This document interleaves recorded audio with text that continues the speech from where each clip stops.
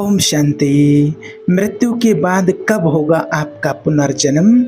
आश्चर्यचकित करने वाली सच्चाई जानकर आपके होश उड़ जाएंगे।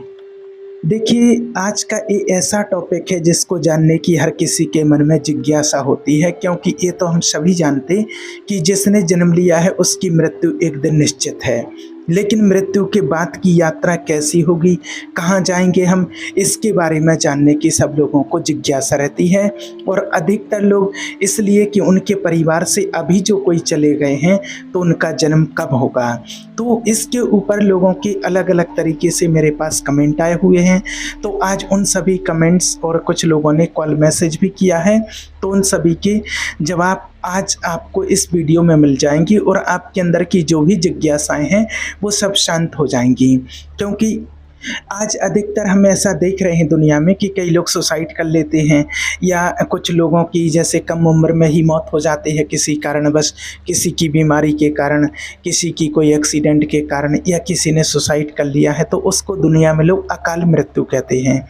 और जब ऐसी कोई बात सामने आती है तो सब लोगों के मन में बस एक ही प्रश्न चलता रहता है कि आखिर जैसे किसी के परिवार में कोई कम उम्र में चला गया तो ये कहाँ गया होगा, इनका अगला जन्म कब होगा, कब तक ये आत्मा भटकती रहेगी। क्योंकि बहुत सारे ऐसे लोगों के अंदर प्रश्न चलते रहते हैं और जिससे भी पूछते हैं तो वो यही बता देते हैं कि अब इनकी आत्मा भटकेगी, कहीं जाएगी, कब जन्म होगा, क्या होगा, तो उसमें फिर और उलझ जाते हैं। और इसको जानने के लिए सबकी जिज्ञासा होती है और सबको इंटरेस्ट होता है कि आखिर ये होता क्या है, कैसे होता है, कब होता है। तो देखिए, होता क्या है कि जैसे मान लीजिए कि अगर 100 लोगों ने शरीर छोड़ा है, तो मैंने 100 लोगों ने अगर शरीर छोड़ा है तो उसमें से मान लीजिए कि 99 लोग ऐसे होते हैं जिनको जन्म तुरंत मिल जाता है। तुरंत जन्म कैसे मिल जाता है कि जहाँ उस आत्मा की फ्रिक्वेंसी मैच होती है, जहाँ उसके कर्म जो अभी उसने इस वर्तमान जीवन में जो कर्म किए हैं उस कर्म के अनुसार उसको कहाँ पर जाना है, कहाँ उसके कर्म जुड़े हुए हैं, उसके लिए पहले से वो गर्भ बन करके तैयार होता है 2 से 3 महीने का। और वहाँ पर वो आत्मा यहाँ से शरीर छोड़ करके वहाँ पर चली जाती है और वहाँ उसका पुनर्जन्म माना 7 से 8 महीने के बाद, 6 से 7 महीने में उसका पुनर्जन्म हो जाता है, यानी कि दूसरा जन्म हो जाता है। अधिकतर लोगों के साथ में यही होता है।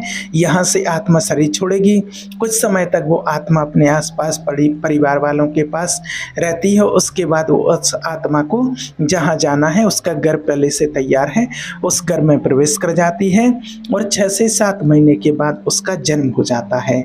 बाकी एक चीज़ और आपको क्लियर कर दें कि जो लोग कहते हैं अकाल मृत्यु हो गई है, किसी ने सुसाइड कर लिया है, किसी की एक्सीडेंट से, किसी की बीमारी से, किसी की किसी न किसी तरीके से मृत्यु होती, तो देखिए शरीर की आयु कितनी भी हो, आत्मा की कोई आयु नहीं होती है, आत्मा की कोई उम्र नहीं होती है। आत्मा एक यात्रा कर रही होती है, उसको किस जगह पर कितने समय तक के लिए यात्रा करना है, कब तक रहना है, ये उसकी समय सीमा निश्चित होती है।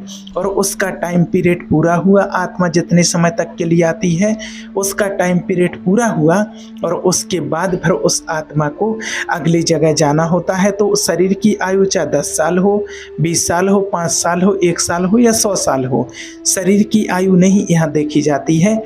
यहाँ आत्मा जो अपना टाइम पीरियड लेकर के आती है, अपने कर्मों के अनुसार वो टाइम पीरियड यहाँ पर पूरा करती है। उसने वो टाइम पीरियड पूरा किया और फिर आत्मा अपनी अगली यात्रा के लिए निकल जाती है। अब इसमें हम चाहे अकाल मृत्यु कह लें या कुछ भी सोचते रहें, और बस वो आत्मा अगली जगह चली जाती है और इसमें आत्मा कहीं भी किसी की भी भटकती नहीं है। जो लोग बता देते हैं कि आत्मा भटक रही है, कहीं यहाँ जा रही है, कहीं वहाँ जा रही है, ऐसा हो रहा है, कहीं प्रेत बन गई, ऐसा कुछ भी नहीं होता है।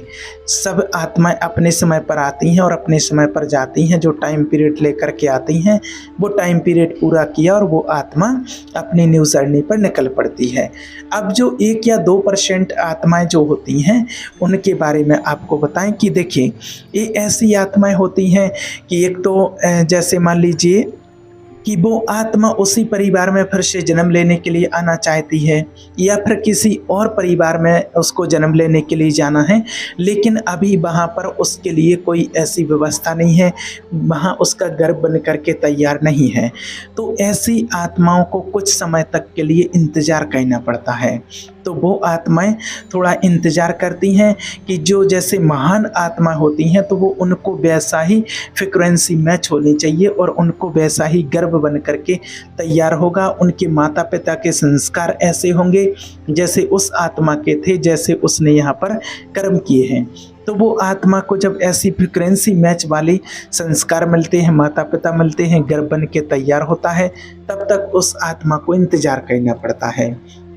दूसरी चीज़, अगर वो आत्मा उसी परिवार में जन्म लेके आना चाहती है, उसका अगर हिसाब किताब कुछ बाकी रह गया है, उसको वहीं आना है और उसके जो परिवार के सदस्य रहते हैं वो भी बुलाना चाहते हैं कि हाँ हमारे माता पिता जो भी परिवार से गए हैं तो वो हमारे ही परिवार में आए, तो वहाँ पर अगर कहीं कोई गर्भ तैयार नहीं है, उनके आने की व्यवस्था नहीं है, तो फिर कुछ समय तक के लिए वो आत्मा इंतज़ार करती है, क्योंकि दोनों की फ्रिक्वेंसी मैच हो रही है कि वो आत्मा भी चाहती है कि मेरा कुछ हिसाब किताब बाकी था तो मुझे फिर से वहाँ जाना है, उस परिवार के लोग भी चाहते हैं कि फिर से वो आत्मा हमारे ही परिवार में आकर के जन्म ले। तब दोनों की जब फ्रिक्वेंसी मैच होती है तब कुछ समय के लिए वो आत्मा इंतज़ार करती है।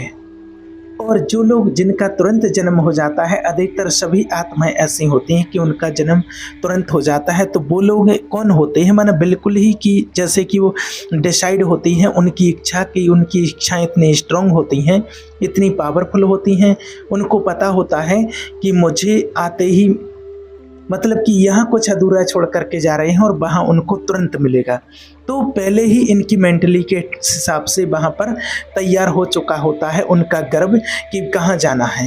लेकिन ये बात सुनकर के कई लोगों को अजीब लग सकता है कि ऐसा कैसे हो सकता है, लेकिन ये कुदरत का नियम है, एक कुदरत का नियम है। नेचर ने ऐसे ऐसे सिस्टम बना रखे हैं और कई लोगों को ऐसा भी देखा होगा आपने कि कई लोग पहले से ही इंटेंशन डालते हैं कि मेरा दोबारा जन्म होगा और मैं यहाँ पर जन्म लूँगा, मैं आऊँगा, ऐसा बन करके आऊँगा। और आज जो बात आपको बता रहे हैं कि पुनर्जन्म वाली, ये सिर्फ हम अपनी मनगढ़ंत कोई कहानी नहीं बता रहे हैं, ये तो देखिए स्वयं परमपिता परमात्मा ने तो इसके बारे में स्पष्ट किया ही है।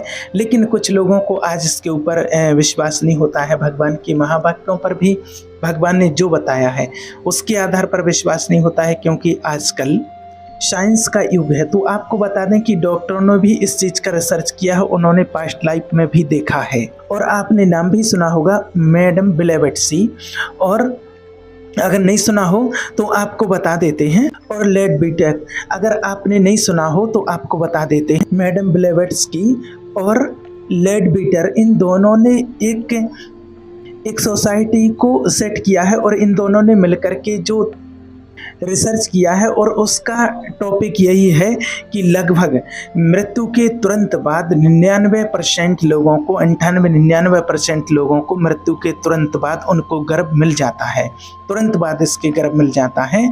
इसकी वजह जो है क्योंकि सामान्य आत्मा जो होती हैं उनका शरीर से अटैचमेंट होता है और नया शरीर जन्म लेने में उनको कोई खास इंतजार नहीं करना पड़ता है और ना ही उनको कोई खास कठिनाई होती है, क्योंकि उनके जो कार्मिक अकाउंट्स होते हैं वो फिक्स होते हैं। लेकिन कुछ जो विशेष टाइप के लोग होते हैं जिनके अंदर कुछ खास प्रतिभाएं होती हैं, अब वो पॉजिटिव भी हो सकते हैं और नेगेटिव भी हो सकते हैं, ऐसे लोगों को जन्म लेने के लिए थोड़ा सा इंतजार करना पड़ता है, क्योंकि जो असाधारण आत्माएं होती हैं वही असाधारण लोगों के यहाँ पर ही जन्म लेते हैं। आप सोचिए, अगर पिछले जन्म में कोई महाठग, महाचोर, महादुष्ट आत्मा या फिर महान पुण्यात्मा, महान साधु है, महान पुण्यात्मा है और ऐसे व्यक्ति जो इस जीवन में असाधारण हैं, तो इन व्यक्तियों को जन्म लेने के लिए वैसे ही माँ का गर्भ चाहिए ना, क्योंकि तभी तो फ्रिक्वेंसी मैच करेगी ना। आप सोचिए कि सोल को क्या चाहिए होता है, सोल को चाहिए होता है अपने टाइप की फ्रिक्वेंसी वाले लोगों को, जहाँ पर उसके कर्मों के हिसाब से उसका माहौल बना हुआ हो, ऐसे लोगों के लिए। और जो आपको रिसर्च की बात कर रहे हैं ना, इनमें से लगभग इन्होंने 1500 परिवारों के ऊपर रिसर्च किया है और इनको पास्ट लाइफ में ले जा कर के भी देखा है, जिसको हम बोलते हैं PLR, पास्ट लाइफ रिग्रेशन में ले जा कर के देखा। तो उन्होंने जो बताया वही आज आपके साथ शेयर कर रहे हैं। तो जो बताया कि 2% लोग ऐसे होते हैं कि जो खूंखार अपराधी थे या कोई इतने विशेष प्रतिभाशाली थे जैसे कि, तो ऐसे लोगों को जन्म लेने के लिए थोड़ा सा रुकना पड़ता है, क्योंकि व्यक्ति अच्छा हो या बुरा हो, है तो वो असाधारण ना, क्योंकि उनके अंदर विशेष यूनिक बात है, तो निश्चित रूप से उनको नया जीवन लेने के लिए थोड़ा सा इंतजार करना पड़ता है, नया गर्भ पाने के लिए थोड़ा सा इंतजार करना पड़ता है। वैसी परिस्थितियों का निर्माण होना भी तो जरूरी है। जैसे मान लीजिए, उदाहरण के लिए अगर आप मान लीजिए कि भगवान श्री राम क्या किसी सामान्य स्त्री के गर्भ से जन्म ले सकते थे? बिल्कुल संभव नहीं। उनके लिए विशेष ऐसा गर्भ चाहिए जहां उस महान शक्ति को अपने भीतर स्थापित करने के लिए वो महान तप किया हुई आत्मा होना चाहिए। आपने सुना भी होगा कि माता कौशल्या ने पिछले जीवन में कितना तप किया था। इसी तरह से माता देवकी और माता यशोदा ने भी पिछले जन्म में बहुत तप किया था। तो ऐसी महान आत्माओं से भी लेकर के, और जो रावण, कंस, उंगली मार, चंगेज खां, औरंगजेब, इनके बारे में भी ट्रू है। ये कोई साधारण प्रवृत्ति वाले लोग नहीं थे।